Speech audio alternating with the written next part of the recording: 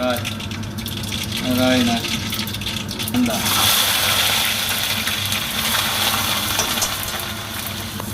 સરસ મજાનું ગ્રેવી કરવાનું ખાઈ દે આ ટામેટાની ગ્રેવી ટામેટા આદુની ગ્રેવી પેસ્ટ કરી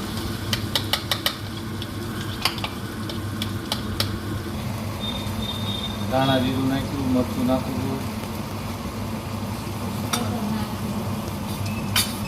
હળદર નાખું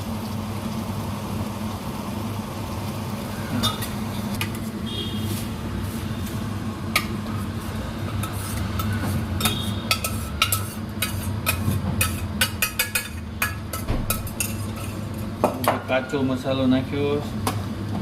વટાણા નાખું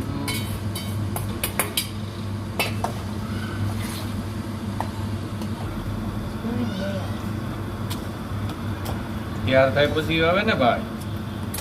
સુગંધ આવે